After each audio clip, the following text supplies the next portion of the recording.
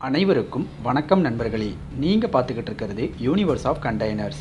வீடியோக்குள்ளே போகிறதுக்கு முன்னாடி மறக்காமல் சப்ஸ்கிரைப் பட்டனை ப்ரெஸ் பண்ணிடுங்க. பக்கத்தில் இருக்கிற பெல் ஐக்கானையும் ப்ரெஸ் பண்ணிடுங்க. அப்போ தான் நான் போடுற ஷிப்பிங் கண்டெய்னரை பற்றின வீடியோக்கள் உங்களை உடனுக்குடனே வந்து சேரும்.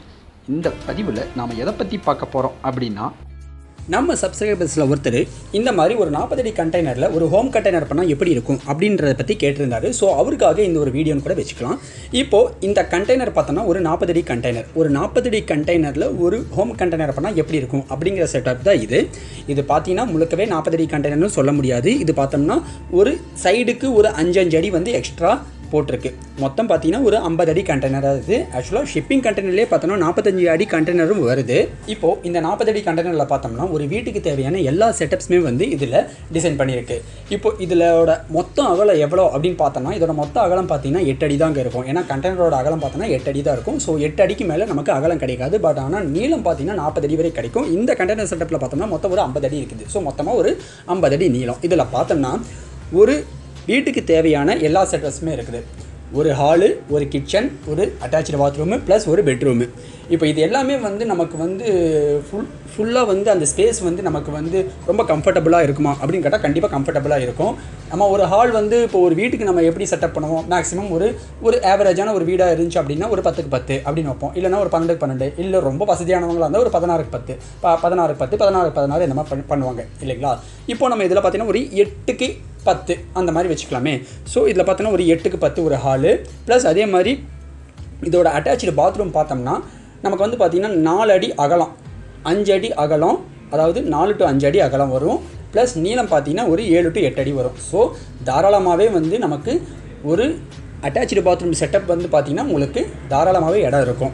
அடுத்தது இப்போ இதில் பார்த்தோம்னா இந்த பெட்ரூம் வந்து ஒரு 10க்கு 8, 10 அடி நீளம், 8 அடி அகலம், அந்த அளவில் தான் இருக்குது. இப்போ இதில் வேறு என்னென்ன செட்டப் சேர்த்துருக்கு அப்படின்னு பார்த்தோம்னா, நம்ம வீட்டில் இப்போ பெட்ரூமில் இப்போ நீங்கள் சிஸ்டம் ஏதாச்சும் ஒர்க் பண்ணுறீங்க அப்படின்னா ஒரு சிஸ்டம் செட்டப்பு ப்ளஸ் அதே போல் ஒரு சின்ன வார்ட்ரோப்பு, நம்ம ட்ரெஸ்லாம் வச்சுக்கலாம், இந்த மாதிரி பண்ணிக்கலாம். ஸோ அந்த மாதிரி ஒரு சின்ன ஒரு டிசைன் தான் வந்து இதில் இன்க்ளூட் பண்ணியிருக்கு.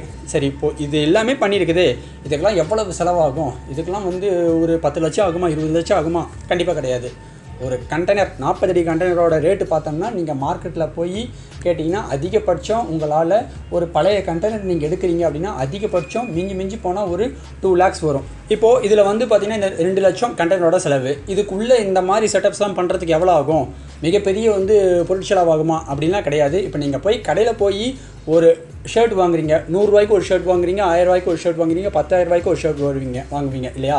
ஸோ அதே போல் தான் நீங்கள் உள்ளே எந்த மாதிரி உங்களுடைய ரெக்கமெண்ட் இருக்கோ அது பொறுத்து ஒரு மினிமம் பட்ஜெட்டு நம்மளால் 2 லட்ச ரூபா உள்ள இன்டீரியர் ஃபினிஷிங் எல்லாமே நீங்கள் கேட்குற செட்டப்ஸ்லாம் வச்சு கொடுத்து மினிமம் பட்ஜெட் ஒரு 2 லட்ச ரூபான்னு ஃபிக்ஸ் பண்ணால் கூட மேக்ஸிமம் உங்களால் 6 லட்சம் வரைக்கும் நீங்கள் ஒரு வேலை ஸ்பெண்ட் பண்ணிங்க அப்படின்னா ரொம்ப சொஃபிஸ்டிகேட்டடாக ரொம்ப ஒரு ஹை கிளாஸ் ஒரு 40 feet ஹோம் கண்டெய்னர் உங்களால் ப்ரிப்பேர் பண்ண முடியும். ஸோ 6 + 2 மொத்தம் 8 ரூபா. அப்போ ஒரு 8 லட்ச ரூபா நீங்கள் வந்து ஸ்பெண்ட் பண்ணுறீங்க அப்படின்னா ஒரு ஹை கிளாஸான ஒரு 40 feet ஹோம் கண்டெய்னர் ஒரு 100 இயர்ஸ்க்கு தாராளமாக கேரண்டியோடு சொல்லலாம் வரும். அடுத்தது இப்போ இந்த சரி மினிமம் பட்ஜெட் எவ்வளோ பண்ணலாம். மினிமம் பட்ஜெட் பார்த்தோம்னா ஒரு 2 லட்ச ரூபா கண்டெய்னர் 2 லட்ச ரூபா நீங்கள் ஸ்பெண்ட் பண்ணுறீங்க அப்படின்னா தாராளமாக ஒரு 50 இயர்ஸ்க்கு நீங்கள் கவலைப்பட தேவையில்லை. உங்களுக்கு ஒரு மினிமம் ரெக்யர்மெண்ட் எல்லாமே வந்து ஃபுல்ஃபில் பண்ணி தான் வந்து மேனுஃபேக்சரர் உங்களுக்கு தருவாங்க. ஸோ இந்த ஒரு 40 feet கண்டெய்னர் ஹோம் அப்படின்னா உங்களுக்கு ஒரு அவுட்லுக் பார்க்குறதுக்கு இப்படி தான் இருக்கும். இதோட அமைப்பும் சரி, இதோட வேலைப்பாடுகளும் சரி இப்படி தான் இருக்கும். இந்த 2 லட்ச ரூபா + 2 லட்ச ரூபான்னு சொல்கிறது உள்ளே இருக்கிற ஃபர்னிச்சர்ஸ் எதுவுமே கிடையாதுங்க. நான் சொல்கிறது உள்ளே இருக்கிற பார்ட்டிஷன், அதுக்கப்புறம் உள்ளே இருக்கிற இன்டீரியர் ஃபினிஷிங்கு, உள்ளே இந்த ஹோம் கண்டெய்னர் கன்வெர்ட் பண்ணுறதுக்கான மற்ற வேறு டெக்னிக்கெலாம் நம்ம என்னென்ன பண்ணுவோமோ அதுக்கு தான் சொல்லியிருக்கிறேன். இதே போல் இன்னொரு கண்டெய்னர் கன்வர்ஷன் டிசைனோட அடுத்த வீடியோவில் பார்க்கலாம். உங்களுக்கு ஏதாச்சும் கண்டெய்னர் டிசைன் ஐடியா இருந்துச்சுன்னா அதையும் கமெண்ட்டில் சொல்லுங்கள். இதுபோல் மேலும் பல ஷிப்பிங் கண்டெய்னர்களை பற்றின சுவாரஸ்யமான தகவல்களை தெரிஞ்சுக்கணுன்னா சப்ஸ்கிரைப் பண்ணுங்கள், லைக் பண்ணுங்கள், ஷேர் பண்ணுங்கள், மறக்காமல் கமெண்ட் பண்ணுங்கள். நன்றி, வணக்கம்.